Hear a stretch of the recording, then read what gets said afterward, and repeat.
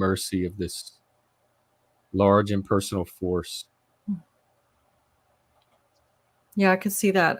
I've tended to be kind of in that camp you're describing, Chris, people who are inherently suspicious of technology, not necessarily from a conspiracy standpoint, like they are trying to control us kind of thing, but just thinking that the way that we use technology to mediate connection ends up creating subpar connection between people and can sort of encourage certain interpersonal dynamics that I think are unhealthy.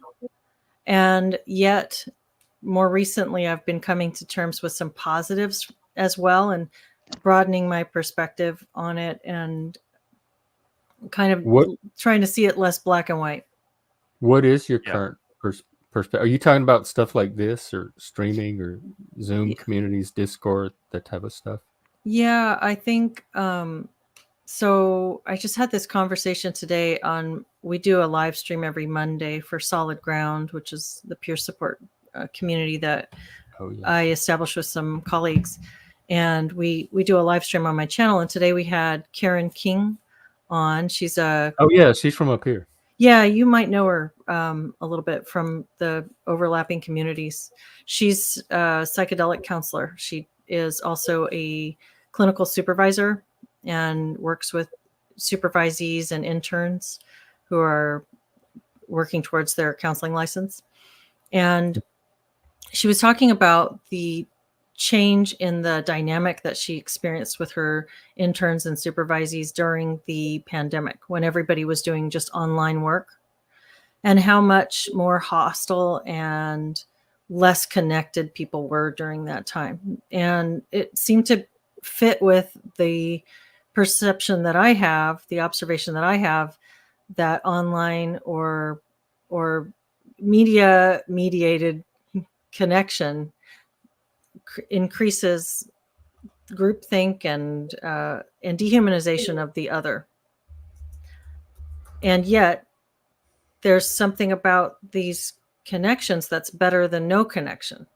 And so many people experience a lot of isolation. And when you can meet with someone, even just in a video chat, there is some positive to that. And like we went through all of this stuff with CTA, Jeff, when we were connecting to that network, there were people from all over that were able to connect. That community is still around. It is. It's still thriving. And none of that would have happened without the technology.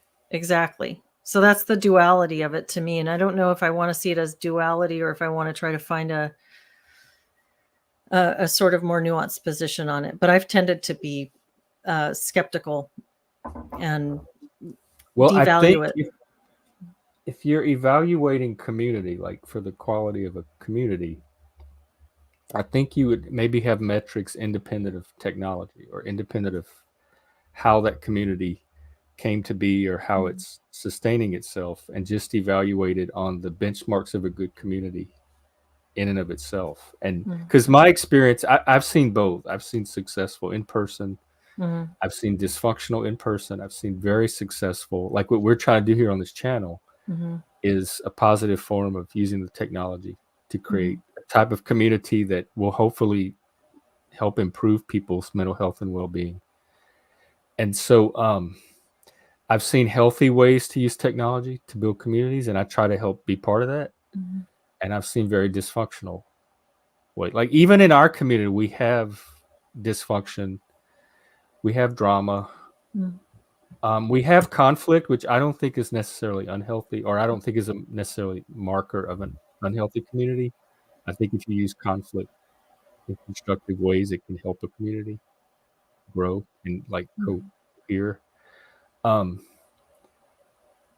forgot what I was talking about, but it's how you manage the conflict and how you contain the drama when it does happen. So like, I think even healthy, I think you need a certain amount of conflict to be normal. Like humans just need a certain amount of challenge or conflict or adversity or something. They can't just live in this 100% peace and harmony all the time. Well, without conflict, there's no growth. And if you don't grow, you die. Well, conflict is inevitable. It's just two people have different ideas or think about a thing differently, and And I think that's a really good point that you guys are making. Frank, What? I thought you said that you were not up to trolling today. What? Do you have an opinion on this? Do I think people with webbed feet can swim better than regular people? Probably so. But I haven't met people with webbed feet, so. There you go. But it seems like they would have an advantage. I think there are people with web. Damned web people. I can't stand them. I think think they're so there much are better people than with their us. toes, the skin between their toes in the developmental stages doesn't fully separate. Mm-hmm. Yeah, I'm pretty sure people that just have that deformity, I don't think they can swim any better from my understanding. I think it actually hinders their ability to walk quite a bit. So I think you're kind of off on that. So not you, specifically, I'm talking about Frank. I think Frank is a little bit off in his assumption there, but I'm never going to trust that Frank's not trolling ever again. He tried to fake us out, and then he trolled anyway. And iFi makes a great point. iFi is our partial AI. Partial AI. He's backstage. I was gonna give you a chance to talk about whatever you want to talk about, and maybe tell about yourself and what you do. But at some point, I was gonna maybe open it up if people wanted to join the conversation. So iFi is backstage, waiting. Let's give it a few more minutes before we bring iFi on, because like that'll turn into something else real fast. I'd like to hear a little bit more about what your work is, what you do in your work, Miss Elliott. Like what's your? I'm sorry, Mrs. Elliott or Leslie. How would you like me to refer to you? I don't. Leslie's fine. Leslie's fine. Okay. Yeah. So Leslie, tell me a little bit about like what's your like overall mission? Like what's your goal in what you're trying to do? Like I mean, life wise, internet wise, whatever. I think. But what's your? It's like I think we all have, even if we don't have it defined it yet, we all have a philosophy or a goal of some sort, of something that we're trying to achieve, even if we're not quite completely clear on it. Like what's your best estimation? What you think your philosophical goal is that you're trying to achieve with your work? Well, I guess I could get really simple and broad and say connection. Okay, yeah. And that would be really simple and broad. I think that,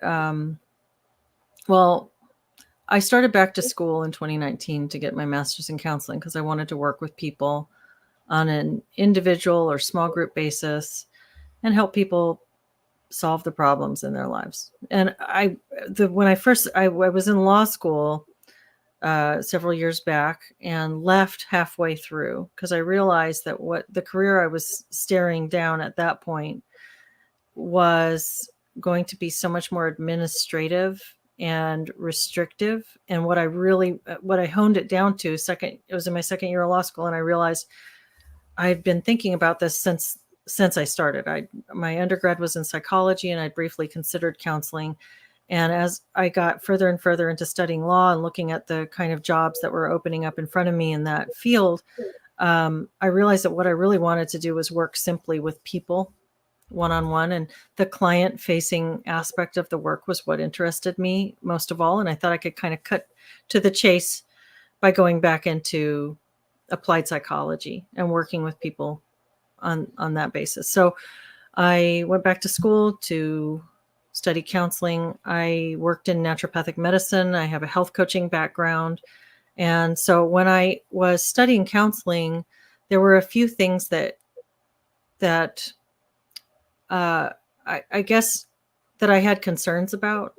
One of them was the really obvious one that I've spent a lot of time talking about, which is the social justice ideology and the way that the counselor education program that I was in, and what I came to find was that this was really widespread, and it was counselor education in general in the West anyway, is really teaching counselors to be social justice advocates and activists, and to see clients as an opportunity for social change rather than seeing people as individuals and having inherent respect and value for their individual life trajectory and desires and experiences, and working with them to help them help themselves. You're supposed to see them as something to change for the benefit of others. And so I found that obviously that was kind of the big blaring red flag for me in that. But also, I don't like the way insurance is playing such a role in the diagnostic practice Yeah. of mental Oh health yeah. care. Big deal. Yeah, Big agree there. Big agree really, there. really Yeah. big. Yeah, I found that a lot of what we were being trained to do in diagnosis was to find the way that we could get reimbursed. And so there was this pressure to, what this is maybe a bit of an extreme, but on some level, counselors were being trained to be technicians that were plugging in codes for people and categorizing people in this way that I felt broke people down categorically in ways that loses the spirit of humanity and also loses the art of the intuitive relational dynamic that's developing between counselor and client.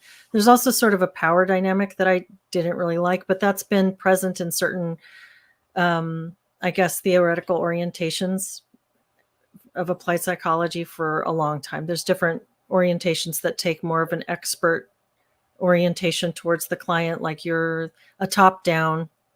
And I really You prefer talking about like peer to peer. between the different ranks of clinicians, or between clinicians and the client? The Between power clinicians and the client. Yeah, the difference. very idea of the clinician, I don't And the personally like objectivity, that. like clinical objectivity. Yeah, yeah, I guess so. This just this was something that I started to bristle at. I was hearing clinician, clinician, clinician, Mhm. and I never wanted to be a clinician.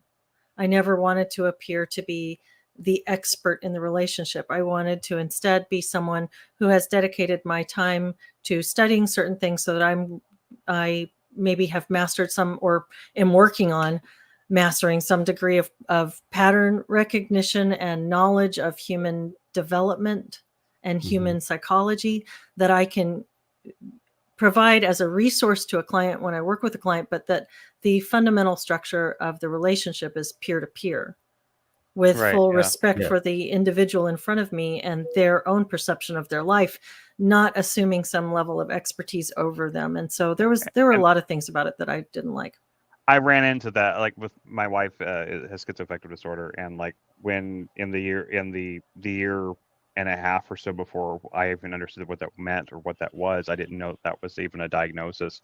Like she went to many different hospitals, stuff like that, and I ran into a lot of problems with people like basically doing that. Like that, no one was looking at her on a person to person basis. No one was actually trying to diagnose or actually treat her issue. They would diagnose it, and then they would just like send her into, they would just like basically group her in with a bunch of drug addicts or different things. It was just a lot of like grouping, a lot of like they did not see her as an individual person. She was just part of a group that they could put her into like this set that this population with, and then good luck. Hopefully it worked out, which didn't at all. It wasn't until we actually found like until actually we lost everything and didn't have any insurance, had no money, and we found a free clinic where there was actually people that actually cared, which is why I've come to the conclusion that like I which is, it's anecdotal, and I'm not saying that I'm statistically correct, but I feel like healthcare.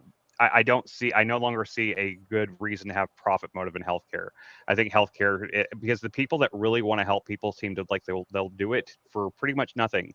They will help people just, I mean, not for nothing. They need to get paid. I do think doctors should be paid, but they're not doing it in order to make more money. They're doing it to help people and try to make a living at the same time. And I that's the reason why, like, I mean, I'm not saying I want socialized healthcare, but like, I think that the profit motive driven healthcare system we have, and like, it creates that dichotomy you're talking about, where Mm. like they tend to like lump people into categories so that they can try to like, they become numbers on a spreadsheet. They don't treat them like people. And as soon as we got her to one of she got olanzapine that day, next morning, and like my wife, who I'd not looked into her eyes in 2.5 years and seen her, and she was there again. It was just that simple. And anyone could have, and olanzapine's not a dangerous drug, anyone could have given it to her anytime and tested her and see if it helped, but no one ever did. And no one ever tried it once, and it's just like, because they didn't see her as an individual with this particular thing. They saw her as basically a statistic kind of thing. It's really, really, it was really disheartening for me. I used to have a lot more faith in the medical profession than I do now. Yeah. I still try to, I'm going to doctors right now and everything, but like me personally, I have this stupid vertigo thing that I got from the COVID vaccine, and then And it's taken me like all these last couple of years to see to a doctor that finally did a test that finally showed that the vertigo was real, just like last week. So it just takes Wow. forever. I don't It even just know takes- what the topic is. If I tell you the truth, We're talking about medical. We're just about medical stuff. Well, Well, yeah. but I did want to hear what Leslie's doing currently. Like you said, Yeah, definitely. Yeah, sorry. 'cause I you left your apologize. I program apologize. I ultimately. apologize. No, that's okay. I think that's a really great topic for exploration, Chris. I really think that the problem with the medical mindset is it's that, you know, as you get bigger and you're decentralized and you're centralized, as an authority centralizes, or an institution that's supposed to be treating individuals becomes focused on categories and diagnosis and labels, and it dehumanizes the individual. And you know, that's where the idea of person first language comes in. Really, it's really important for people who are treating patients to not call them the patient of this, you know, this stripe, but to put person first. And I think that I guess there's a lot of places we could go from there. There's this over therapizing of language in general in the culture, where something sort of escapes the area that it was created for, but it's created to remind providers that the people that they're treating are people before they're something else. You know, you sort of dismiss people when you categorize them. But what I'm doing, so I opened a coaching practice in 2022.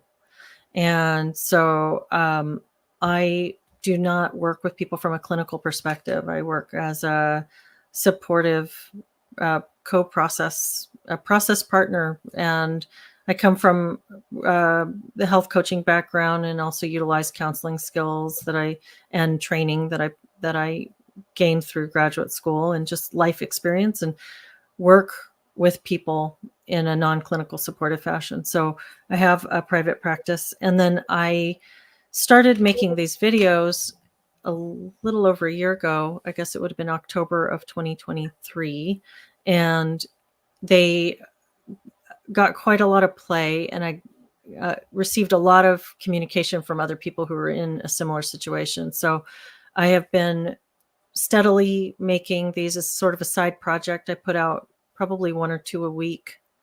I just record conversations with other people who have something to share around these issues. It's usually focusing on education and psychology, and how ideology has changed and impacted these fields. And recently I've talked with a couple of people from healthcare perspectives as well. So we also, along with a couple of colleagues, created a peer support community called Solid Ground, which is really great. It's online.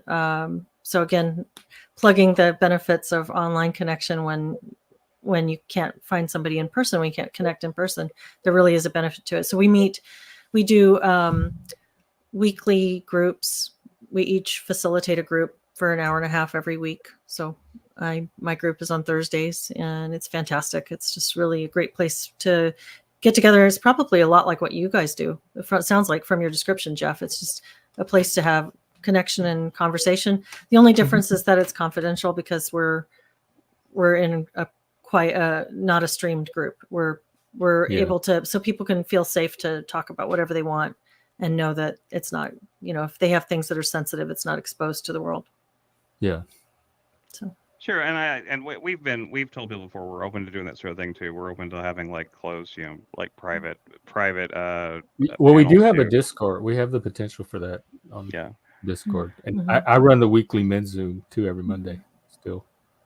And like my personal goal, my goal with this channel and anything else we're starting, like the thing, anything else we're doing in the future, my personal goal is building communities. Period. That's my goal. I think that is the way forward for humanity at this point. I think small, you know, communities that can be interconnected communities that can work with each other and help each other in different ways. You know, a community that's centered around a certain Works. kind of music that connects to a community centered around like making movies or whatever, and like they can work together and they can, and creating that's my ultimate goal for not just this, but is to grow into something where I can create a physical space sometime in the future within my lifetime that will become a place that will be a a community hub for online and in real life community building type place, a place that would it facilitate content creation and also real life, like people can be online and IRL at the same time. Mhm. That's my vision myself. So like I respect anybody who's out there trying to build community, trying to make connections with people, because I think that's what it's all about. I mean, like, you can ask anybody in the South, any bigoted person you ever meet in the South, they will hate, they could hate gay people their whole life until like they have like a child that comes out as gay, and suddenly like their whole perspective on gay people or homosexuality changes. It's a matter of who you know. It's a matter of like of exposure to those things and those kind of people, and then that's really what will change their hearts and stuff like that. So I think exposure Mhm. to it in a positive way is so important, and it's just like it's not something we have enough of right now, especially because of how I think everyone is so isolated, got so used to the isolation during COVID, don't you? Mm. Like they got used to it. They got used to I'm the still isolation. isolated because all this technology made my life even better. It gave Right. me a No, don't get me reason wrong. to It has isolate. its advantages. It has its advantages. But like I was telling you, like sometimes I do feel like I have to reach out and invite people to come to the show, even though like it's an open panel and stuff. Like if I don't extend that hand and say like, yeah, come on I up, don't know if it's because be they're part of it. isolated. They're probably doing 100 other things. They might be, but sometimes it's just the fact that they don't. They're afraid of intruding. There's a lot of people that have this fear of intrusion now that they didn't used to have, because for so long we were like told to stay in our bubble. Hmm. I think that's my theory. I'm not saying I'm Well, right. there's It's just 3 a theory. people backstage waiting to intrude right now. So maybe we can and you also you have like there's big changes in your life too. Oh, who, me? In Yeah. my life? Uh, yeah, my marriage. Is that what you're thinking? Yeah. Yeah, I got married in October. So yes, Yeah, that's I been a was big change. I was just watching some of you guys' content just Because day, you day do a before show with yesterday. him too, like once a week or Yeah. something. What's it Yeah, called? we've been doing it every other Sunday. It's called The Deep End, and it's just this opportunity to have we both have all these amazing conversations on this conceptual level with people, because Like just so many while y'all people. are just living Well, life. yeah, the two of us, but also just in our work, in his work, he's engaging with people from a lot of different perspectives, and he's coming back with all these ideas and there's great discussions. And then same with me in my work with not only the public work, but also just talking with clients. Your mind is just moving all the time. I'm sure you've experienced that too, having dialogues in this kind of fashion. Oh, And it so happens every day. yeah, it seems like, we've always got these things that are stirring and that we, we're kind of excited to explore a little bit deeper. And so we have been doing a live stream every other Sunday to sort of tap into some of that. Hi, Patty. Oh, okay. Is that the one with you and him around the kitchen table? Yeah. Yeah. Just at the kitchen table. Yeah. So those Yeah, are really fun. that's one of the ones I watched. I watched And a that's on portion his of it, channel? and Yeah, that's on his channel. Okay, I'll put it in. That's Benjamin Boyce. I will put it in the I know Jeff link. introduced me to Benjamin Boyce and you, and I enjoy. I didn't have time to watch the entire stream at the time, but I enjoyed what I saw. I think you guys both have a really great dynamic, and I think it's really And really if you cool. haven't Really cool. seen his Evergreen documentary, it's must watch. Yeah, definitely. Maybe I didn't. I guess maybe I haven't seen that one. I don't remember. I know about the Evergreen situation, It's very but I don't long. remember. Lots of That's parts. the one that finally woke me up. The George Floyd stuff happening outside my window and watching Benjamin Boyce's Evergreen. It's like 30 something episodes or 30 something hours of footage, because he was at Evergreen. He was a student at Evergreen. Really? So he was Okay. able to get all of this live on the ground footage. That's and amazing. weave it into this narrative that explains all the origins, the behind the scenes, that gives you the full picture. We should do a Discord watch stream on that. Then we should get together some people and watch that together, because I'd like to. Yeah, I wouldn't mind watching it. I wouldn't like watching it with you guys and talking about it, because like I'd love to hear because I know all I know about it is from like the side of what was the professor, what was his name, Weinstein. Weinstein, yeah, Weinstein, yeah. That's Right, the only Weinstein. that's what all I know about it's from his No, when I appearance, his saw those podcast kids and acting like his. that, because I used to teach, I've taught a little bit, and when I saw those kids acting like that, that was the breakdown, like the ultimate breakdown of the education. And then to see the faculty take their side over the teacher, then They're still doing it that's to what this day. that's the moment I said, this is not the future I want. This is not what I stand for. And if this is what the left has become, this is not me. They're still doing it right now. I mean, like I Yeah, can't no, it remember what got it was. worse. I watched it get worse. There's a story I saw just the other day about like about some faculty taking the side of some insane position on something. And it's just like it happens all the time. It's and it's just and it's like they're It's scared. the parallel of in education what Leslie described, where the role is moved from like helper and support role to activist. Now you have activist therapists who are trying to create activist clients. You have activist teachers who are trying to create activist students. It's not about truth seeking or understanding the world as it is. It's about changing the world and identifying and dismantling these perceived power structures that are everywhere. You It's know, not and about truth. I will say, I I don't know if I can articulate this very well, but like I think that something at the heart of the desire to be an activist, an ally, all these words we know now, ally to the marginalized, all this sort of dismantling social justice stuff, in a way, it does make sense within the context of that technocratic, bureaucratic system that you, Chris, were describing a little bit about when you're talking about interfacing with the medical field, and this systems process of losing the individual and losing the humanity of people means that people who are, just to use their word, marginalized, people who fall outside of the norms that are best treated by that system. You can think about it from a utilitarian framework where it's for the good of the whole. And so if you're somebody who doesn't fit that whole, you're not in that main group that's going to be quote unquote benefited by whatever, then you're falling outside, you're falling to the margin, and you're There's not no well served. individual. It's group. Yeah. The group is the defining Right. And so this character. whole idea of like seeing the marginalized and helping them, there's something valuable in that, but what they're missing is the process. They're missing the bigger picture of what process they're describing. It's a result of consolidated power, technocracy, bureaucracy, and seeing people in terms of categories. And so they're trying to actually treat the problem by going deeper into the problem, by categorizing even further. And I think it comes in some ways from a good place, but it's a misconception of the problem.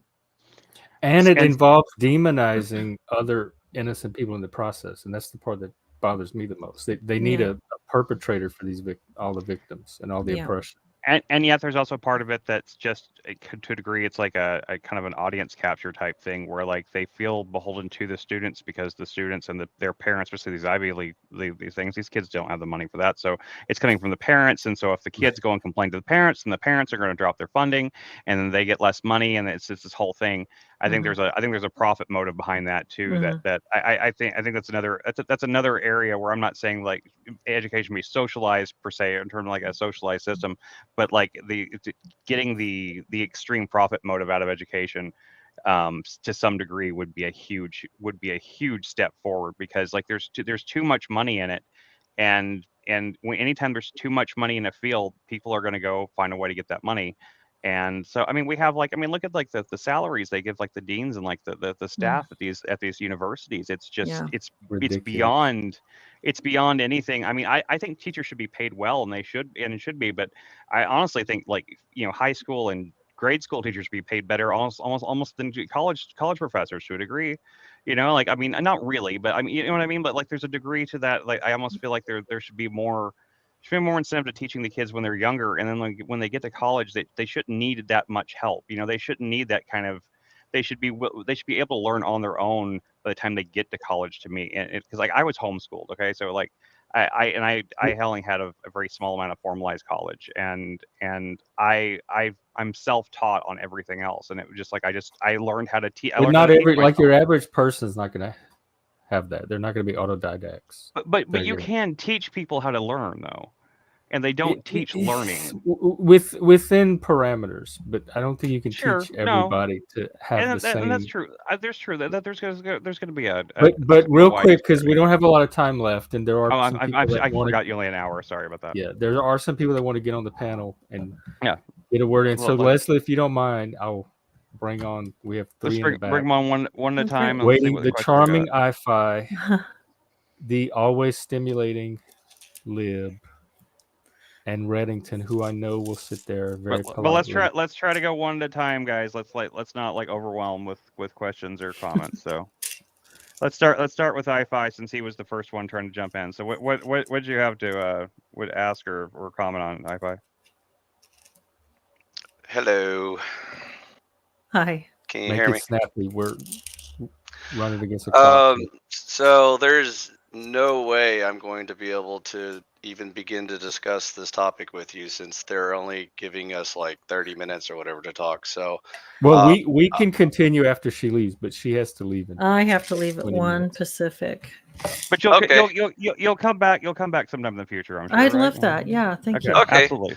Great. if you do come back, obviously mental health is a very important topic, and so there's no way even like a 4-hour episode would even begin to scratch the surface of this topic. So all I can say is welcome to this little community. I'll introduce myself to you later, but I don't have the time or energy at the moment. So I agree. Hey, It's a very interesting topic that needs to be discussed. But again, like I said, everyone's in a Well, I hurry think we today, laid so- down some important coordinates today, like in the two approaches to mental health care: the individual person-centered humanistic approach, and the more activist critical social justice approach. Lots of topics. I agree. You brought up lots of very deep, complicated ideas that need to be properly discussed. Joe, you never had a wrench. So anyways, it was nice to meet you. You can hear us talk about, why humans fail at everything after you leave Right. if you want to. But like I said, if you want to talk about it, I'd be happy to engage with you on this topic, even on your channel or my channel, doesn't matter. Or Okay, this well channel, let's give if- Lib and Reddington. Yeah. a okay, chance. yeah. So that's Nice all to I was meet you. gonna say. Thank you. All right, bye. Enjoy your tea. But yeah, hi. I'm Lib. I was listening in earlier, and I did agree with a lot of what you were saying. I think especially when it comes to mental health, sort of the depersonalization of it has become like a real issue. I have a couple friends who are like therapists, and one of them has just completely gone to like her own private practice because of this, because working in other practices, she just felt like it was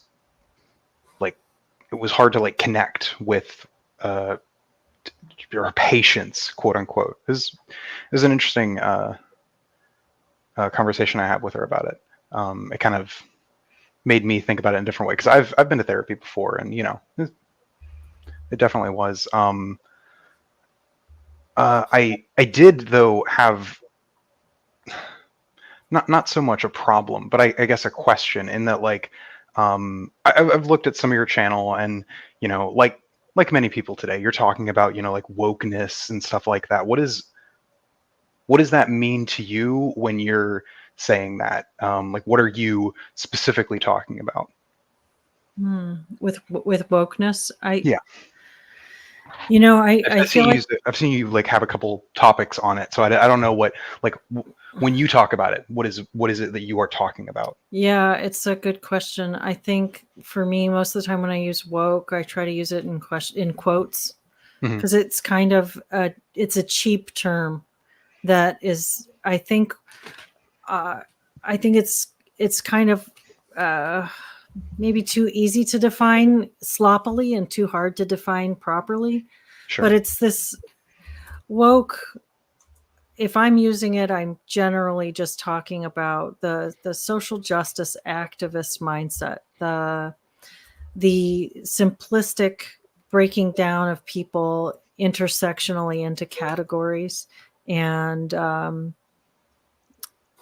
I think it's just it's kind of like a self descriptor that a lot of these people were using for a while before it became pejorative.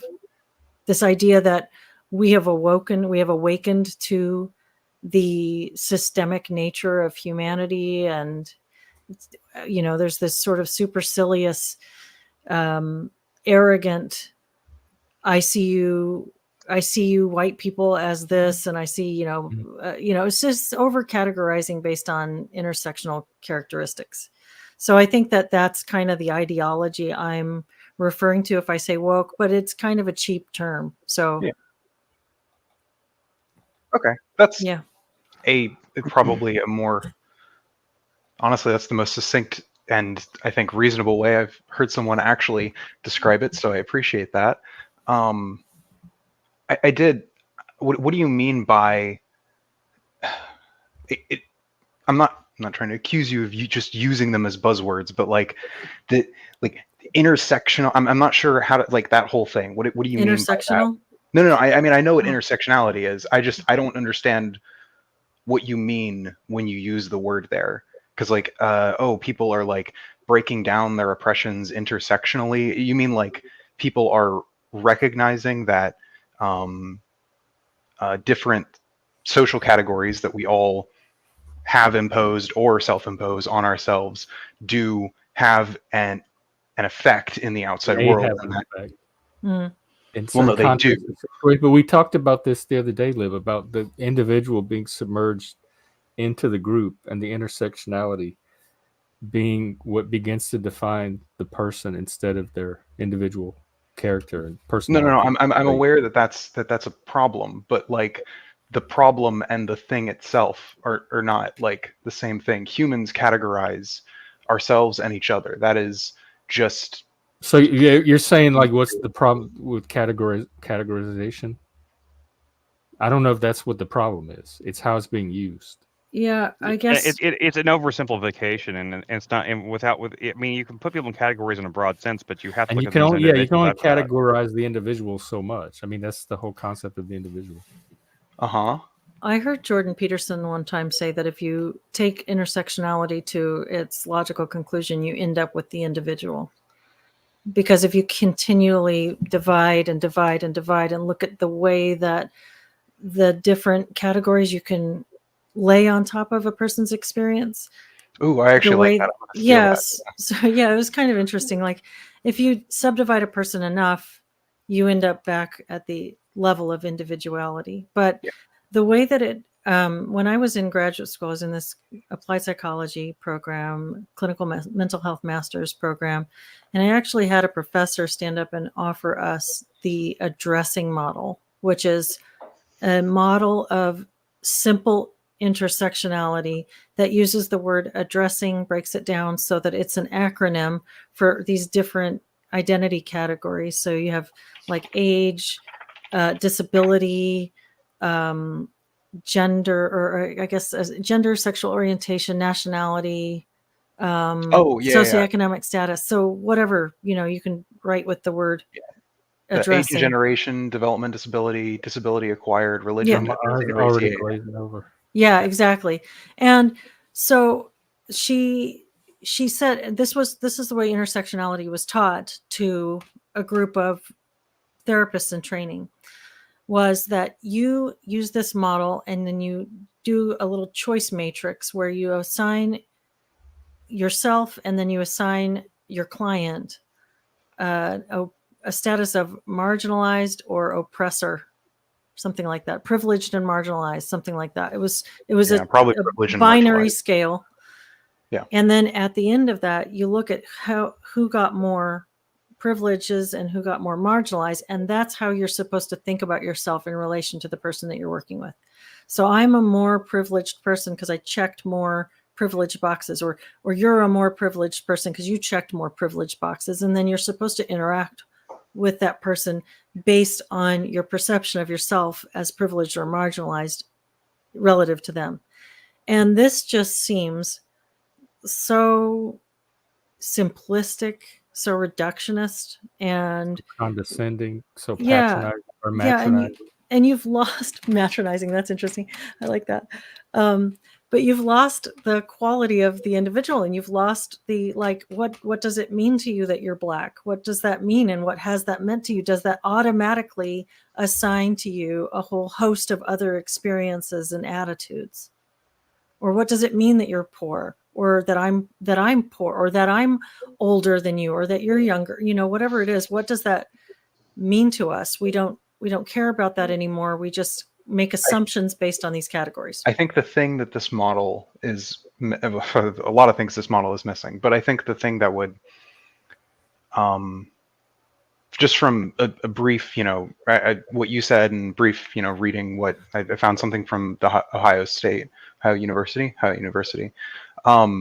is it doesn't really discuss, how you move from there, right? Because I think,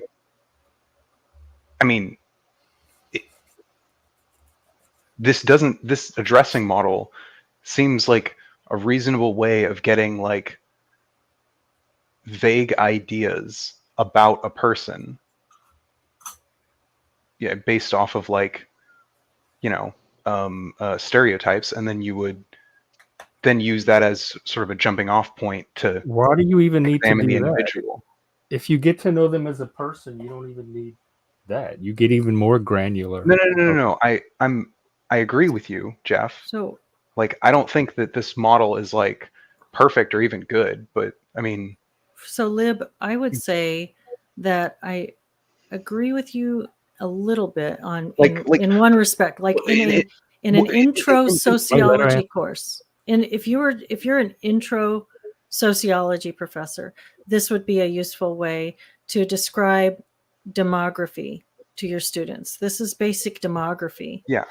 But for this to be something that enters into a graduate applied psychology program, where you're dealing with people who've already done all of their undergraduate psychology study, they've taken all their prerequisites, and hopefully you're dealing with people who have passed some screening, some entrance testing and interviewing, and have a pretty high level view of human behavior and care for individuality, to then bring these people back and give them this, what is basically like 8th grade level overview of human interaction, and not even that, because you're missing all of the nuance that can happen in between these categories.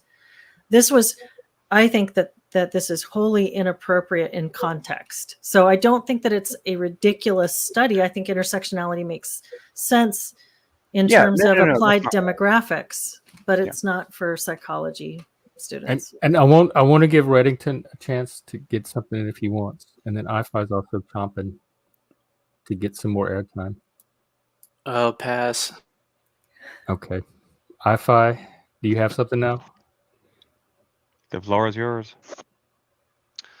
I thought you said she had to go, so I didn't want to. Well, she does in 10 minutes. I have 10 more minutes. A chance to. Yeah, I don't want you to feel marginalized. An hour passes fast. I don't have a 10-minute soundbite for you. I'm sorry. Okay. Do you have anything? Because you were grunting and groaning in the chat about something. That was when the conversation started, and so since we've foregone conversation, I said I will try to catch her at a more convenient time. So. Yes, they are, Frank, and I'm very proud of it's like I feel like I was like taking someone into prison, and how are the inmates? You need to have guests on more often, Jeff.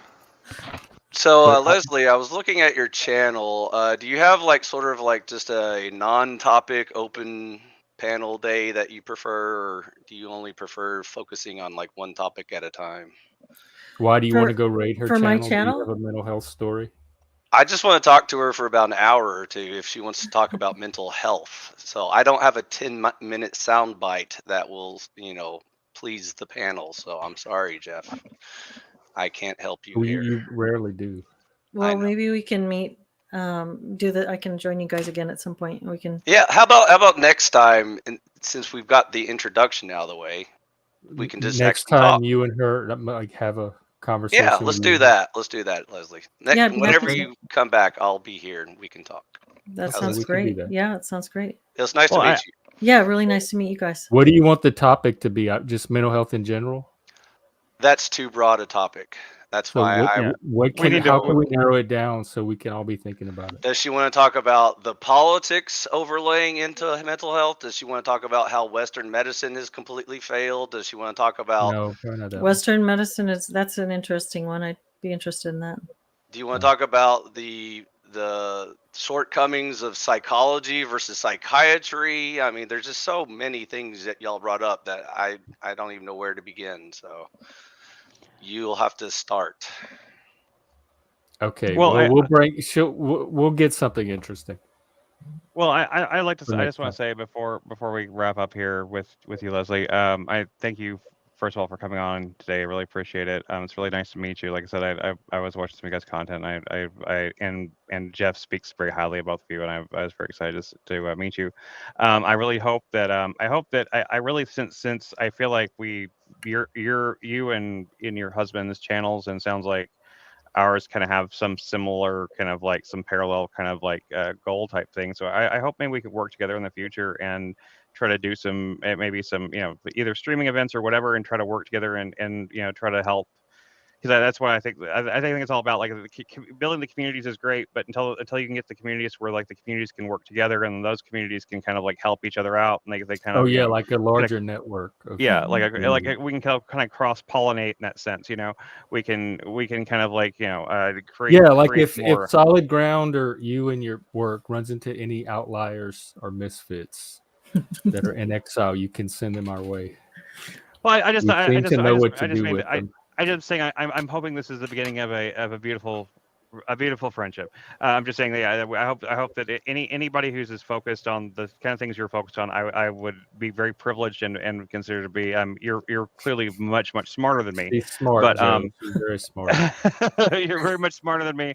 But at the same time, I hope that that we can work together and help each other out in our and to mutually help us reach the goals that we're going for. I really hope that we can work together more in the future. So I really appreciate you coming on. Well, it seems like a really great project you guys have going on here, and I don't know how this is well behaved. Now I'm wondering, like, what do you guys do? What's the vibe? What's the It just depends. I mean, honestly, we keep it pretty well. There's Yeah. a range to it. there's a range. I'd say it's more traditionally male centered. Like females may not find it as wholesome a place to hang out, but we have plenty of female fans too. We love all of them. Mm-hmm. Yeah, we have a lot of female fans, and we have women that come on, and I love all of her. Rowdy. Jeff, how dare you? How dare you? Take these individuals down to that one part. Lib is actually one of our females. I forgot. Yeah.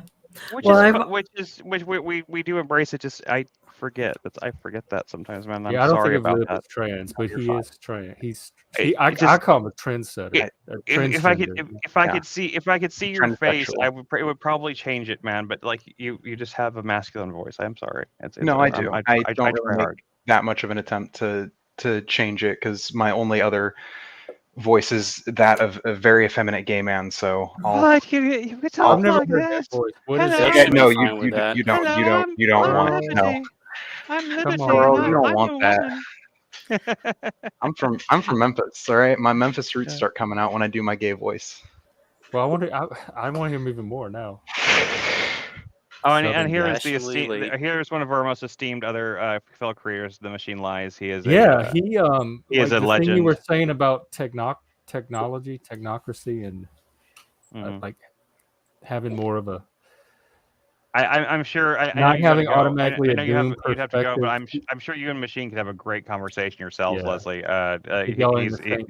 He seems like someone who would really. Because I'm he seems like optimist. he seems like someone who I think you guys have a really good conversation. If we do it here, we could host it here, or whatever. Or especially if you're more available in the daytime, he does late night, like all night streams. So Oh, I don't wow. know how That's cool. how that's gonna Never fit into your sleeps. schedule. But yeah, we definitely need to set up another appearance for you here in the next next Yeah, month or so. just drop in when you Yeah, have time that anytime. you want to. It We're here is. every We day. are an open 7 panel. We days do a not. week. The only people we don't let on are people that I do what I'm doing right now, which is talking over everyone, not letting them speak. So I should be kicked off right now, technically. So. The real trolls, right? Well, I always enjoy a chance to talk with Jeff, and so thank you for inviting me to come on. And I've been wanting to since you invited me, but I am really usually tied up in the middle of the day. So this was a rare opportunity. Tell us a time I'm that you would be definitely glad you available, can and make it we will schedule around you if you have Okay. a time Yeah, that we you are can available. do for, like, other. Okay. yeah, Well, that's awesome. anytime. Just like if you have a 2 or 3 hour window, like on one day, just email it to us, let us know. Like we'll be there for it. Like so. Awesome. Well, thanks. Thank you. And nice to meet you, Machine. Blessings. Yeah, sorry you have to go, but yeah, they recommended my channel, but I recommend the regular material there and not the live streams. but that's No, what they the were live talking about. streams is the best The chaotic for mental energy. health study. It used to be the first couple community building hours, is and then Just all watch the hell's first couple of breaks hours of loose. his live streams. Whenever Okay. it's just Machine having talking about his philosophy stuff, and then just Right, end it when the open panel starts, and all the freaks come out. The chaos starts. Yeah, Okay. yeah. That's all when the the stuff. agents come out. Well, Yeah, thank all you of guys for having me, and I hope the rest of your day goes well. And Lib, thank you for your questions. I hope I didn't come off challenging too much and disagreeing too much with you, because I think there's a lot more to say about all of that. I think it's an interesting conversation. Absolutely, I'd love to continue that conversation at a later time. It's very good. It's a very interesting one for me. So I appreciate the engagement. Thank you. Yes. Thank you, and thanks for inviting me, Jeff. Thank you Thanks for thank you stopping coming. by. All right. Yeah, anytime. Thank you Y'all so take much. care. Have a good rest of your day. Thanks. Thank you, Bye. Leslie. Thank you. Bye. Yeah. That was a good talk, Machine Lies. I'm glad that you were able to And now the come share down. with that. I always, yeah, that's what happens. Yeah. TML you to know, the rescue. I was going to tell you have 5 came minutes. in clutch but- and saved it at the last minute, man. It I was didn't a even know. train I wreck. didn't know you guys had a special guest on. You guys should. No, that was it was one of I our don't first think special anybody guests. did. There's You know who more to Benjamin come. Boyce is? You know Benjamin Boyce is Machine Lies? That's his wife. That's his wife. Who is it? Benjamin Boyce's wife. That was Benjamin Boyce's wife. I don't know who that is. You know, Benjamin okay. Boyce is okay. I No, didn't know about I don't him. know who that is Yeah, either. Jeff introduced me to him, but he did a documentary about the whole what's the name of that college again? Evergreen. Yeah, in fact, we Evergreen. could watch it later Yeah, today. we're talking about doing like a watch party to watch his Evergreen It's documentary, long. because apparently it's really good. Apparently a really good solid, because he was a student at the time. The Evergreen thing happened with Weinstein. Right. You know, It's Oh, the thing that woke Okay. me out of the left. That woke me That's from one of the main left. topics we cover at our show, because Yeah. it just so happens that he's tied into Eric Weinstein, and Eric Weinstein is tied into the Peter Thiel whole his like yeah. Yeah, he's his hedge fund. He might want to talk to you about that. I don't know Yeah. that part of it. Yeah, he's his hedge fund manager, and it's just interesting. Oh, you're talking about Eric Weinstein, the brother. Yeah, Eric Weinstein, Yeah. and this is the other one. This is the other Weinstein. no, I know, but they're Okay. brothers. Yeah, they're they're brothers. brothers. Yeah. And what an unfortunate time to become famous with the name Weinstein as the time they did.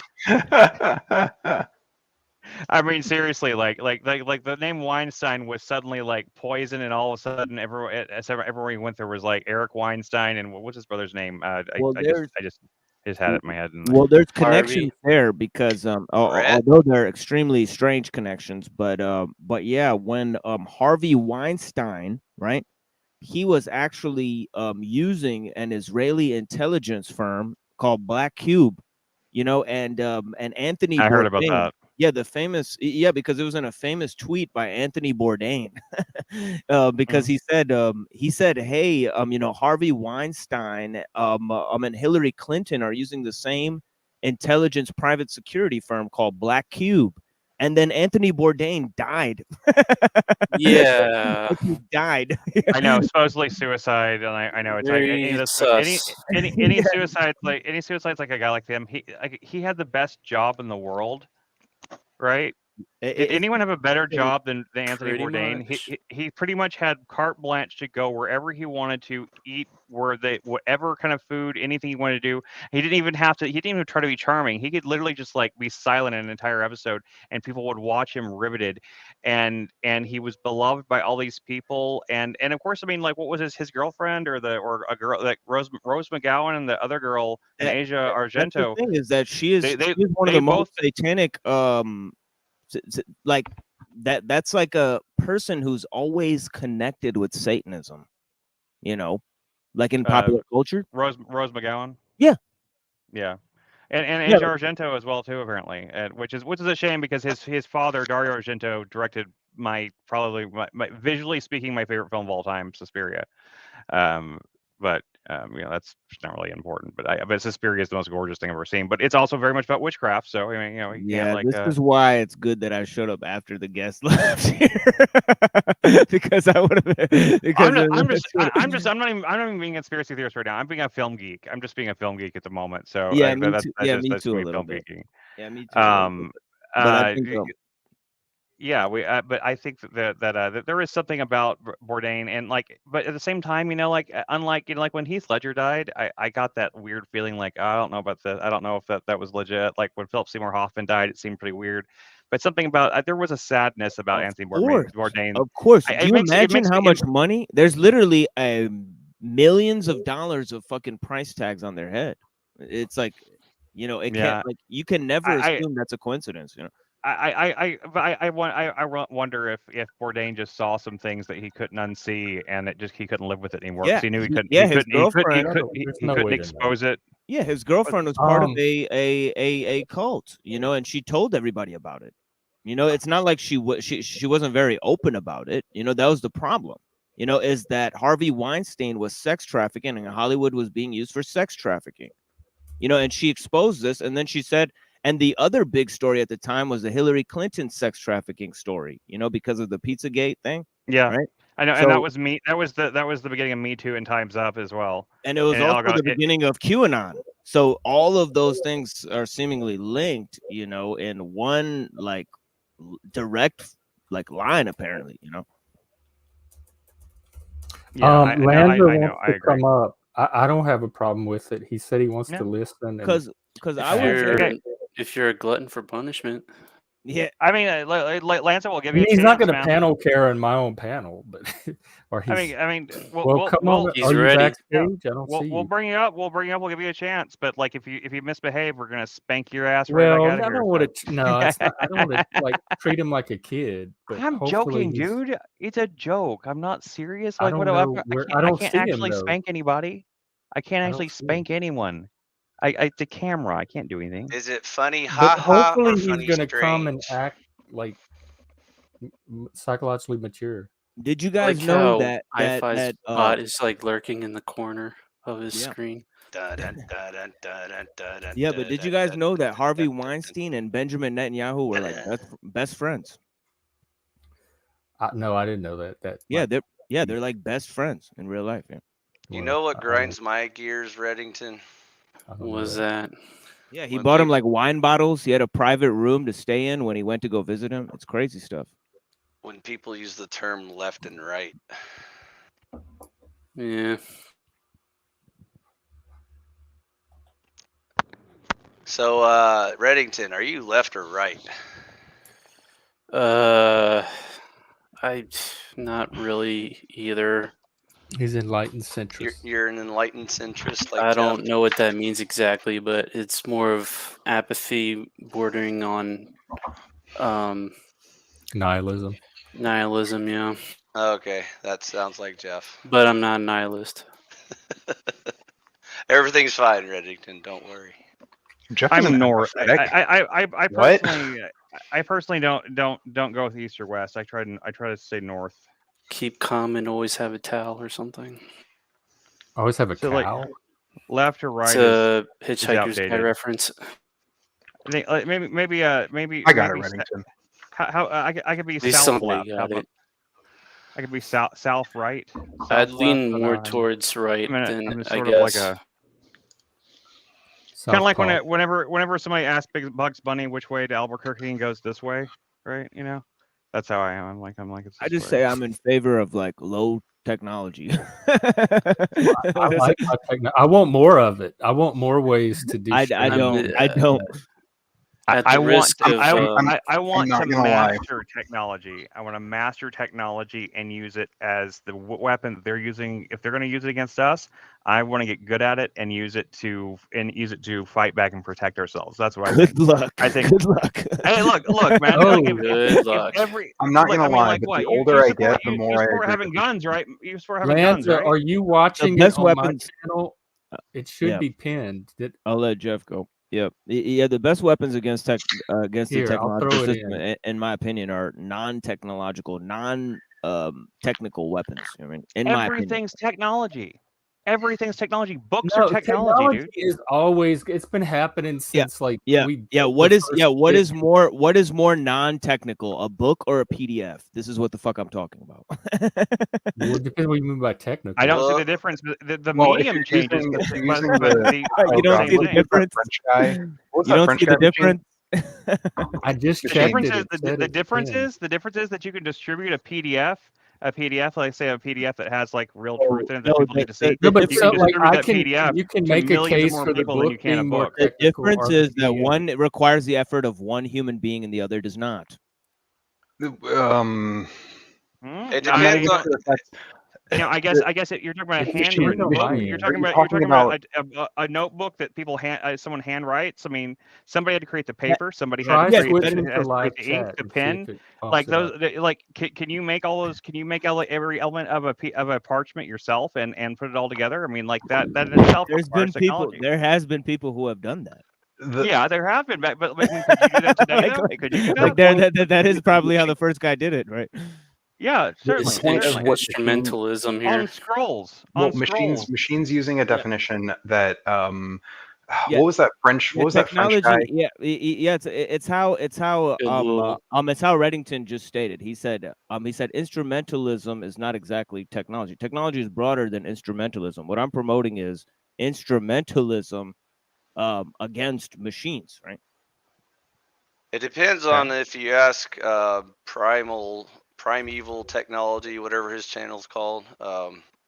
He like makes stone tools and then starts building shacks out of dirt and sticks. So I think books would be too advanced for him. That's too The advanced. point is that it technology. requires more steps to get to a PDF than it does to get to a Exactly. notebook. Thank you, there's because that was more- the original. Now, not now. I'm Proposal? saying not now. The book doesn't require energy, like as in electricity, nor computer, nor But cetera.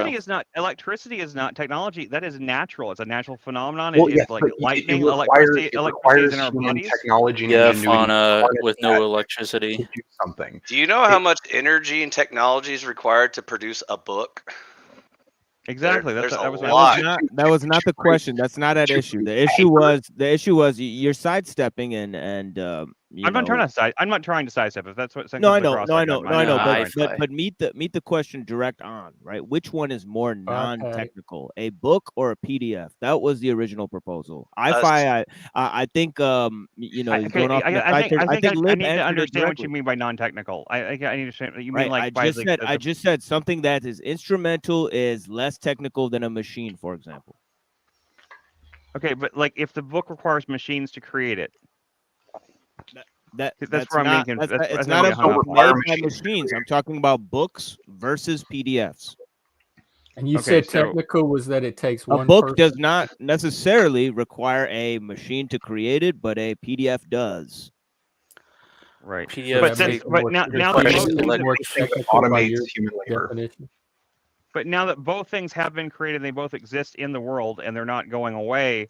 It actually a PDF in some ways is a simpler thing to acquire, to read, and to distribute than it is a book.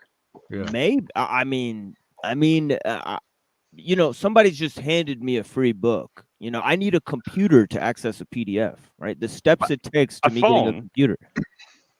Right, Well, I mean, right. if you, I mean, doesn't I mean pretty much Yeah, but everyone you that's can looked access at You're that just any has book adding. you You're want. just adding more technologies to it and saying that it's less technical. Like, But you're No, I'm just increasing the convenience. I'm just and saying the that I'm range. saying it's technology we yeah, already have. right. I'm not talking about I the don't. I'm not saying. convenience. Because convenience. Yeah, convenient for who? Convenience is Convenient for also the people. Convenient for the people who contextual. dug up the coltan, for example. You know what I mean? Yeah. No, but us the- today. Well, Like yes, I I'm prefer Talking book about too, everyone. but if I'm I talking don't about have, everyone. if I'm I not do talking not about have me. a I'm certain not talking book, about my life. I You can know, I'm read talking it about an idea. online for free, so I can No, access the and content. I'm not trying to be combative here. I'm just No, of genuinely course interested in not. like Of I'm course genuinely not. But interested in like in the conversation because like I think because I'm really thinking about what you're saying about like the book versus the PDF thing, and I'm just thinking like, well, at the same time, like a book, you know, okay, 'cause, like there's going to be a limited I number don't of even books of that understand the printed, right? conversation. The books themselves can get they can rot, they can like just like the the old scrolls that they like the Nag Hammadi, and who knows how many ancient texts, how much ancient wisdom has been lost because of like that technology itself being more fallible.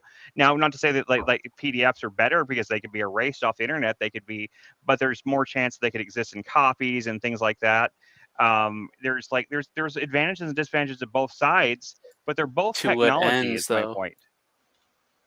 They're both, but my point is that they're both technology. The only thing I think you could say that's not technology is maybe verbal communication, verbal, like societies that don't have any written language that pass everything down verbally, like I think the I think Australian Aborigines. I think non-technical means whatever comes from a human effort, right? And then technical, right? The more and more you increase in technicity, right? You increase in arbitration and mediation, right? In efficiency, right? And in just lack of human effort. I mean, that is what it is, right? So, are you arguing for a Amish society? Like, where do Oh you want to yeah, go with yeah, this? yeah. I would like that. I would like Amish. You have Yeah, I Okay. would like Amish. Yeah, I would But like you Do the know that, Amish have live streaming? I'm out No, with they Amish. don't. They Yeah. don't have but internet. Are there but Shane, Amish They also YouTubers? believe in Christ, and they believe that you don't have to try to enjoin the greater society or the greater world and the kind of message that they have. They just feel like if they live quietly, work on themselves, live a quiet life, and keep to themselves that and believe in Jesus, that it'll be okay, and they're I fine to just want to believe buy that. the I'm world not of Christ. challenging their yeah, beliefs in that. I have no issues with But the them. thing about it is, I think that they're sitting ducks, in my opinion. The Mormon, I mean the Amish. Yeah, yeah, Basically. They depend on the Yeah, security of the United States not government to engaging. thrive. right, and they also Well, we all depend do. on debates on labor saving devices. Oh, They I have know to, what I wanted to. yeah, And Kind they of I know what I still wanted to do. They ask you. still do trade Shyamalan with the movie. outside world. They Right. still trade. Hey, with what modern happened with people. Rand and his channel is gone? yeah. Rant just nuked his own channel, and Oh, he stepped took out it of. down. Yeah, he stepped out of the disc. Yeah, yeah. It was a naturally organic decision. So he is it like rage quitting or something? No, he's not. No, he's not rage quitting. He's just taking a step back from these particular circles because he has complained, and I do agree with him that it's kind of infested with some kind of very strange actors and activities. Oh yeah, I've always seen that. Where isn't it infested though? I am that. Welcome to the interwebs. Yeah. We got i5. Yeah, Right. that We is got kind one of of- Taking at another least one on the sabbatical. panel. that is kind of a welcome to the internet moment. To be honest, I was just let me throw past the Amish thing. Like I've never actually met any truly Amish people. We had a rather large Mennonite community outside of Texarkana growing up though, and Yeah. I always thought they were particularly strange because they do the long beard thing, right, with the big hats, and the women all wear the same dress and They everything. wore those little hats with the bobby pins. And they do But allow they allow- electricity. yeah. They do allow electricity to weird degrees in their they don't use any like powered they don't use gas powered like tractors or anything like that. But they do everything. They do a little plowing by hand.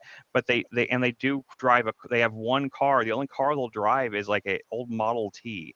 It looks like a basically a horseless carriage from the thing. I always thought that was bizarre. Like what is like they believe I'm in pretty sure. I'm technology pretty sure like the this. argument. I'm pretty sure the argument is because you're starting the engine by hand, like you have to get. I think that's Maybe so. it's stupid, but like that, But Are loopholes. you they- calling they- the Mennonite The people weird stupid? thing is they would come to the I'm mall, saying their though. loopholes are stupid. Yeah, I'm saying that too. They would come to the mall. I used to work at the mall in Texarkana. I used Yeah, to they work at the come to our mall too. they'd come to the Great American Cookie Company, and they'd buy each one of their children like the plain cookie, just like the Mhm. either a sugar cookie, or they were only allowed to have a sugar cookie or a chocolate chip cookie, and like the children were all Happiest also moment of that excited. child's life. Oh yeah, like the kids were so excited and happy, and I always felt so bad for them because I mean like literally like you can I mean I'm not saying the guy name was literally Ezekiel, but his name was almost certainly Ezekiel, you know. Yeah, some biblical name. Also, Why does it Also, make you they're feel not- sorry for him? What's that? Why Because does it make you also feel they're sorry? not- because you could tell that moment of getting that cookie was the absolute like height of their life. That And doesn't make you happy to see a child. No, get yeah, that it made me happy? have, but the fact that was a single cookie was that was the happiest they ever got. You know, they just like How it do just seemed you like know? You don't know that was the happiest. They Well, ever I got. mean, you don't know you're anything right. about You're right. I'm it's not- making broad. not I that. was 16 and I made broad inferences. So It's you know. Also, stories they tell you it's less that of an we all inference and more an understanding of Amish and to a lesser degree Mennonite theology, which in some ways is very Protestant in that they like reject the idea of like worldly pleasure as good. Right. Yeah. Like that is It was like a they, satanic cookie. He was getting to indulge his. yes, Yeah. no. It is straight up like when you hear like Catholics talk about indulgence, like Catholics don't even take indulgence nearly as seriously as like the fucking Amish do. Well, what do you mean by Oh, indulgence? really? Yeah, indulgences is what they used to try to sell. That's why the Protestants. No. Indulgences is like indulging in something that is pleasurable for the sake of the pleasure. None of But our that's not what Catholics the care. They indulgence all drink. practically refers to. It refers to those payments, you give to the Well, Catholic no. Church. I'm aware that Is it the Amish or the Mennonites that do like they're like when they get to a certain age they do basically like a sin purge type thing where they go into the city and like It's are like Amish. are in Rum the Amish, Springa. I don't know. Is this Yeah, like the Rum Amish Springa, gossip yeah. hour? Because none of us know any Well, of this. it's a rejection. Well, it's a I watched a rejection. documentary a long time like ago. But I this just is never like the looked. information you could get off of Wikipedia. I can go on Wikipedia right now and get you this information.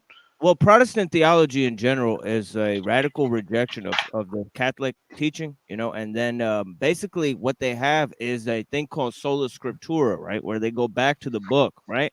But the other part of it is that the Catholics, they place a lot of importance on ritual purity, which the Protestants do not. They actually place more importance on asceticism, because they went back to interpreting the Bible the way the Jews interpreted it, because they wanted to go ahead and go back to the original reading of the text.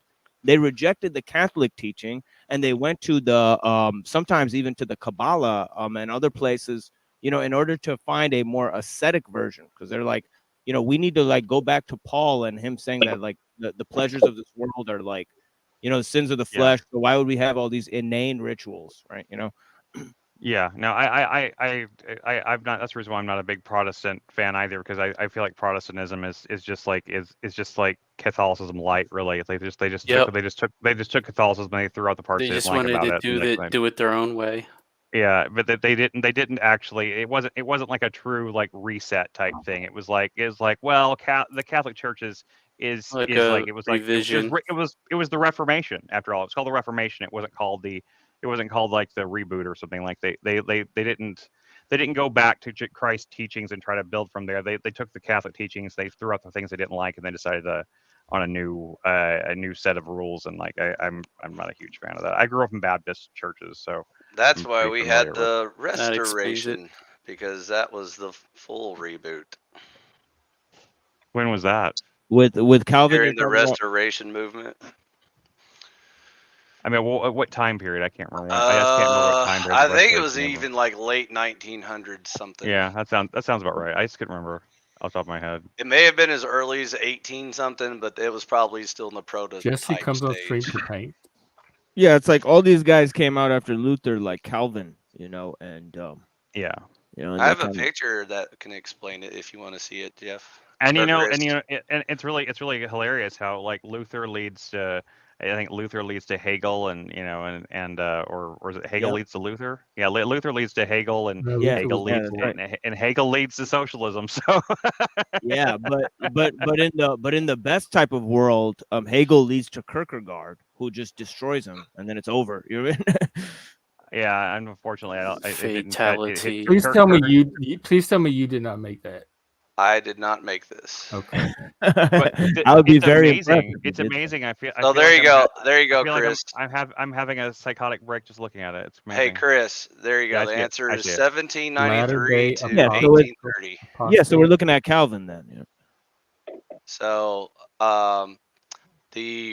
the Reformation was the break away from the Catholics and Orthodox, and then the Restoration came later when we finally agreed to just read the Bible and actually follow it. So Another interesting link is that Rousseau's dad was a Calvinist preacher. A lot of people don't know that. Yeah. No, So I've read. I looked in, like, whenever I was studying the Mayday Mysteries thing and discovered the whole thing about the Situationists and their connection to Hegel. That's where I learned all this stuff from, and I learned tons and tons of stuff about like the whole history and the chronology of all that stuff. And I love to do a whole stream. I think Machine, me and you should do a stream of the Mayday Mysteries. You need to look into it. You would have it's a great deep rabbit hole thing to look into, man. It's fun as hell. I should have you on to explain your paper that you wrote on Discordianism next time I do my special. After I give my presentation, you could be my first guest. You could run them down on that, and then we can go do another thing. We can have a panel. Did I write a paper on Discordianism? And then you can educate me on Locke. You did write a paper. I don't remember anymore. Apparently, my memory is very bad these days, so I have to look on my computer. Like I forget things constantly lately. So yeah, you sent it. Yeah, you sent it to me. Okay. I know yeah. we're off there the you topic go. of the Amish, but under their beliefs and You traditions, really wanna generally get the off on Amish do not agree with the idea that Social Security benefits and have a religious objection to insurance. On this basis, the United States IRS agreed in 1961 that they did not need to pay Social Security related taxes. And in 1965, this policy was codified into law. The Amish don't pay Social Security taxes. Also, they're not monolithic. They have divisions just like all groups. So that's why they're not using loopholes. There's certain groups that don't subscribe to old country. Yeah, the laws. exemption applies to a religious group that is conscientiously opposed to accepting benefits of any private or public insurance, provides a reasonable level of living for its dependent members, and has existed continuously since December 31st, 1950. I think they call it old order is like the ones that refuse all technology. Yeah, like but that's like less than 100 people in their entire history. So the modern Amish allow like computers used for businesses and stuff like that, but they can't use it for their home or personal use, stuff like that. So yeah, and, they and can even use then, a card to get to work. yeah, and even then, like a lot of that stuff is pretty limited. I was reading, like basically it has to not replace too much hard labor, manual labor. But they ride horses around to their neighbors' houses and to the grocery store and stuff like that. So yes, not loopholes. It's just their evolved system. Well, with but the yeah, if that's your cup of tea, I'm all for isolating communities and rebuilding society. But I like technology, so I'll keep my computers on running. No, I mean I do too. Just like yesterday I was watching the football game, and Did the amount of ads. Team win? Neither of them were home. This was in Vegas, and it was the 49ers and the Chiefs. And the Chiefs did very poorly in the first half and then eked out a win in the second half in overtime. Just barely. But there was too many ads. Ads every 5 fucking seconds. And ads make me want to throw up. I hate ads. All advertising. Auntie Dearest isn't a fan of the Amish. They're not mentally ill. They're probably more mentally healthy than 99% of the modern citizens. So I don't see your point, Auntie. Please enlighten us. Yeah, that's where I get my eggs from. So they don't use any of the pesticides. They don't use any of the injections. They're very natural in their farming. So, I tend to go, we call them the Hutterites here in Canada, but same as Amish in the US, but very clean, meat and eggs and animals and things because of their Honestly, practices. And they, yeah. And they Honestly, probably I would don't say use in my experience, that's just chemicals kind of and the same with hormones. any sort of like local farmer. Usually their eggs just, I don't know, they just taste better. Also, Do they have any black Amish? their furniture and buildings. I don't know. They far rarely accept converts though, just at all.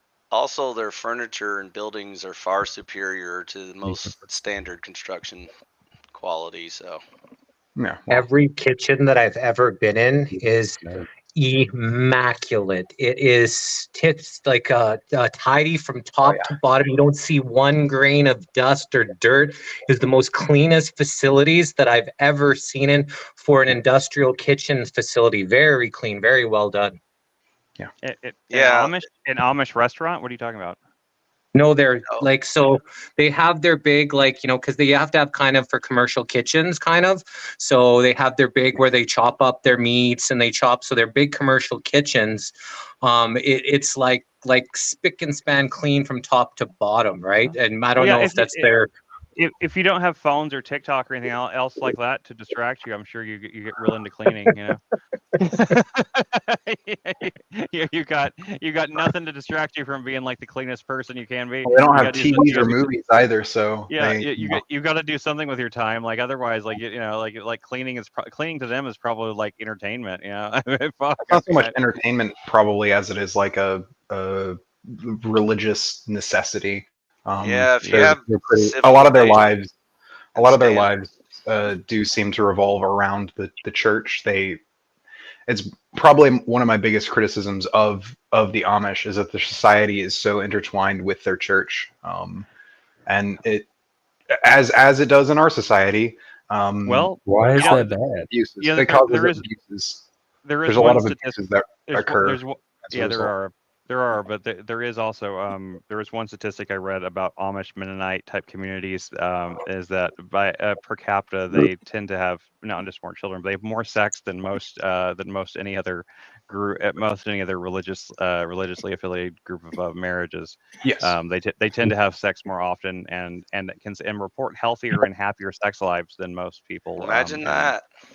They sure love their booze and their weed, that's for sure. So it's quite fascinating watching these Amish people just get ham jammed. What human doesn't love those things? I think they love them more. They love them more. What's your source on that? All of human history being humans. Some Amish like grow it.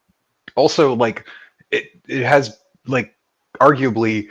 Alcohol was one of the earliest like signifiers of human civilization, the creation of alcohol. So last time I checked, they're into moderation, so I don't think they like to party a lot. But I don't know, maybe you hang with the cool Amish or something. I mean, like, it doesn't mean they do it to excess, but they do. Yeah. My understanding, the Rumspringa. Yeah, the Rumspringa in particular. thing, You haven't Also, seen a party till you've seen the Amish Rumspringa is not standard society in Amish. Also, worth noting. Amish house party.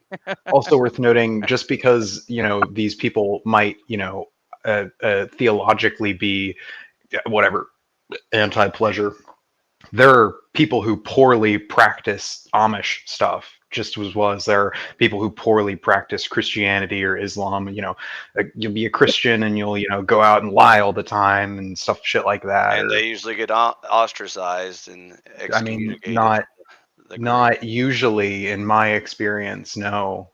Oh, okay. Well, again, you probably hang out with the cool Amish that like to party a lot and have no. I grew up Southern Baptist, Sci-Fi. Then how is that? Then how are you an expert on Amish communities? I have Google Wi-Fi. So do I. I've been to like Amish. I've been to the my buddy had a farm that was right across from the Amish farm. So they were over every time I was at his house. The Amish guys were over there every night getting hammered, passing out at his house and stuff. They just loved their booze and and a little bit the weed. They like the weed too, but they invited me on their farm, and it was really neat because at the time they had sheep that were, birthing, right? So the one guy, someone had to stay there 24 hours. They had like 60, 80, 100 sheep. And you actually have to put the sheep, as soon as the baby comes out, you have to put it into a little pen, because otherwise it'll get lost from the mother and it won't stay. So they got to watch whenever it comes out. But it was really neat seeing the circle of life and just watching how these sheep were being born. So it was quite a fascinating experience. Yeah, so do they love their booze more or less than the average human, like the average atheist, Protestant, agnostic, whatever, Catholic? I just assume they like it like everyone else. But well, I guess it depends. If you're in like the slave system where you got a job 9 to 5 and you party on the evenings or weekends or whatever. These guys were hammered every night that I was there, right? That was just part of their life, was to do their chores and go get hammered every night. So I'm not sure if it's more or less than other people, but this is what I witnessed, from and it's been a few colonies that a few different ones that have been like that as well. Yeah, I would probably find out more what the norm is before I made a. Well, you have a computer. You can definitely Google things. You can go find out. Or get your little robot to do it. Or just go. I just go out and just look up an Amish community in your area and go out and investigate for yourself. Just go out and ask them, like, there might not be one in his area actually. Depending on where you live in the U.S., they're mostly, from my understanding, most of the actual Amish are like concentrated in. He's like, out in the woods. There are Mennonite communities all over the place though. Yeah, the Mennonites are everywhere. There's Mennonites here I've seen Mennonites here in Dallas. Like they were in Texarkana. There were some Mennonites in some other smaller towns I lived in. There's a lot of East Texas like country out here where there's lots of little communities. True Amish in the sense of practicing Amish is a much more, but that's just because I've been spending most of my life living in an Amish paradise. So It's also possible that they are just as much in decline as every other religion. So there's no guarantee that any of the traditional Amish are still around. Yeah. Well, unlike sort of, I guess, broader Christianity, the Amish aren't really as big on converts. So I know they've just kind of been sort of steadily dying out. Well, that's because they breed their own converts. They don't need to go. Yeah, they literally they all have like 12 children. So it's kind of like but then not really, you don't really need to like go and convert people in because like they're very about sustainability and everything. If you have too many people, then you have too many mouths to feed, and it Joe, cool land and everything. Come on, go up on panel, dude. We need to finish our little chat from the other day. I wants to finish. Come on, Joe, cool. Let's have a productive conversation. Another thing that I learned about them is that they told me that once they get up to 100 people, it's too many for the colony. So then they'll split it into 2 colonies of 50. And every time they get up to 100, they keep splitting. They'll find other land. Yeah. So under 100, under 100 is manageable. And I even interviewed some people that said once you get to a dynamic of over, he was saying 70, but then people start to want to have a hierarchy opposed to everybody just kind of does whatever they're supposed to do. That's why I've always said, like, that's why the only situations which any kind of communism type thing could ever work is in very small communes, because like they once they get to a certain size, they can't be communes. You have to have like strict leadership. And even it's worth noting the Amish still they're not like a democracy. No, like they're led by the church kind leaders. Of agree to this. They all do have kind of an agreement with each other, and they do. Yeah. And like you like can any leave. Yeah, Once you can. Once you come of age, you can leave. You can go in your Rum Spring and decide you don't want to go back to being Amish anymore, and you can just stay in the city. People do that. So I mean, it's not like it would. I've never met one, but I bet it'd be fascinating to meet someone who grew up Amish and decide to leave the Amish community and stuff. I bet. Do we have any Amish out there watching? Want to come on and tell us what it was like? They don't have technology. They don't have computers. There's an ex-Amish guy on TikTok who I like. He didn't leave during his Rum Springa. He actually left when he was older. He left when he was like in his like 30s or something. Yeah. Right. Yeah. I can't remember the guy. I'd have to go find him on. I haven't been on fucking TikTok in forever. I'd have to go find him again. But By the way, tomorrow's Mardi Gras. We're doing an all-day a Mardi Gras stream, oh a Jesus. Mardi Gras party. So bring your beads. Or Do I have to Oh, show my brother. breasts? that's between you Yeah. and That's Whoever's between, around you. between Whoever you you- and your evil creator, whichever that one might be. just don't get my channel shut down. I Tomorrow have feel hairy regular nipples. testing. Fair warning. You have what? Hairy Hairy nipples. nipples. So does Lib, I think. So do I. Hmm? Most So do men I. do. Yeah, this we all do. This is the hairy. The only nipples. place, just like most men my age, my hair went away everywhere, but you know it went away everywhere up here and everywhere else. So you know that's just what happens. Browns. How can you not? Are you looking at it at my channel or on someone else's? Here, this is the link. Because every time I go to my link is- channel, the link it's is pinned at pinned. the top. I don't see where it's not. Yeah, pinned. it's pinned to the top of mine too. I don't know Yeah, what he's on about. it is pinned up there. Do you I'll post it. I'll post it in the thing. I If you, just if you put want. it in the link. Did Lanza Oh, yeah. ever figure out how to get on panel, or is he still I don't know what. I don't know struggling why with he's not technology? seeing the link. Maybe he has me blocked. That is the Unblock- thing, right, yeah. people. Copy and paste that into your browser window, just like Do you Jeff see did, one of me those or two. Chris posting the link? Yeah, because either one of those should get you there. So This is just a test to see how long you can last.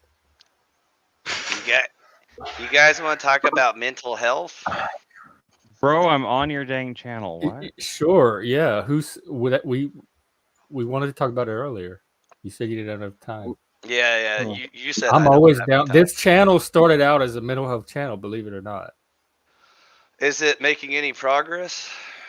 I think it's helping some people maybe and making some people's worse. Is it helping you, Jeff? It's it's helped my, definitely it's helped my mine. mental Definitely health. helping mine. It's helped my mental health. And I mean it sincerely. I don't mean it as a joke. I mean like talking to Jeff and being part of this community has helped my mental health tremendously, actually. It beats therapy. There you go. It I actually think a has healthy literally helped me more than community therapy ever did. can be therapeutic or can be part Okay, of. I'll share my therapy story. So, when I was in I don't know, middle school, high school, somewhere around that range, I can't remember exactly. My mom has severe mental illness, and so she decided to send me to a therapist because I like to argue, and so she thought that was a mental illness, you know, like when you learn and grow and seek out truth and stuff like that. And so while I was talking to the therapist, he basically figured out a way to blame me and make it sound like it was my fault. And so Oh, I was like, I think you got confused. That wasn't a therapist. That was the rapist. yeah, the rapist. That's right. He tried that too, but I said, no, thank you. But anyways, so long story short, she got her money's worth because she paid some quack to say that obviously I'm the problem because I like to argue, and it's definitely not her mental illness is the problem. And so I guess that was the progress for that day in mental health in Western medicine. Yay, America. But I got better, don't worry. It was a happy ending. It turned out I went home and I was like, wow, psychologists are completely worthless. I learned something new today. And I was only in like middle school or high school at the time. So that was an interesting lesson to learn about Western medicine and stuff like that. I So, don't. It's I interesting don't know how to much- hear your perspective on that story, I-Fi. yeah. So, Certainly is a So- perspective. so that's one of the major problems with humans is it's called projection. So like when one mentally ill person encounters a mentally healthy person, they will project their mental illness onto the other person and accuse them of being like crazy or neurotic It's or also angry. narcissistic. And so in a parent-child situation, obviously the psychologist doesn't give a shit because his paycheck comes from the parent. So he will automatically agree with anything she says and say, "You're right, ma'am. Your child is the problem. He likes to argue too much, and that's clearly mental illness, and we need to treat that."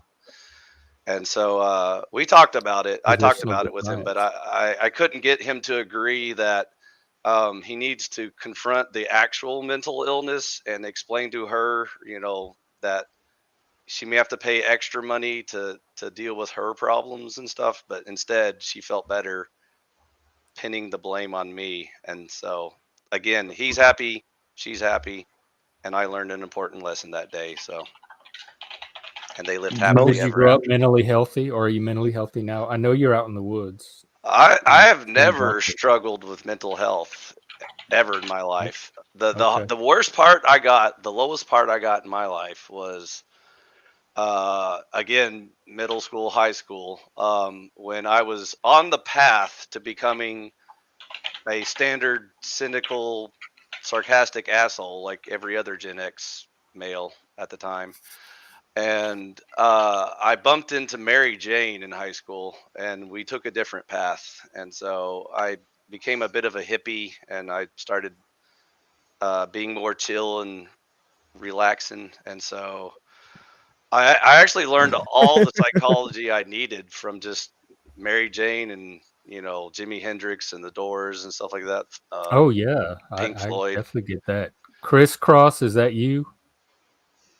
Anyways, after yeah, I became an those adult, it was never an issue anymore. Like I didn't struggle with any mental health after that. So it was Or pretty turn your easy. camera on. Okay. Here we go. What's up? Yeah. Hi, Crisscross. How you doing? Everybody, clap your hands. Clap, clap.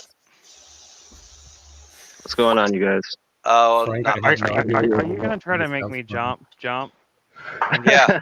I'm concerned about that because my vertigo makes it very difficult. So Man, Sorry, I forgot to clap. I was talking to Mary Jane. Whoa! Where'd that comment come from Moose? We need to highlight that. You can Which also wave your hands in the air like you just don't care. What the hell? The one about his hairy nipples. We love it. Moose, you're married. Married with baby. So, Crisscross, what's on your mind, buddy? Do you have something you want to yak about? Sitting down, He crisscross came to applesauce. listen. He said he came to listen. Oh, you're just up here to listen. Okay. Yeah.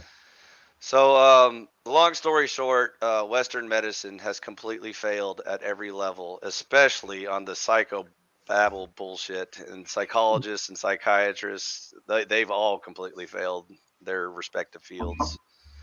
And It's even allopathic drug based. They just want to push drugs. They don't care about, Exactly. resolution. It's all about how much drugs they can get people on. And even the psychologists don't want to help either because, again, they know where the paycheck comes from. So they just Okay, smile Moose. and nod. Moose is here now.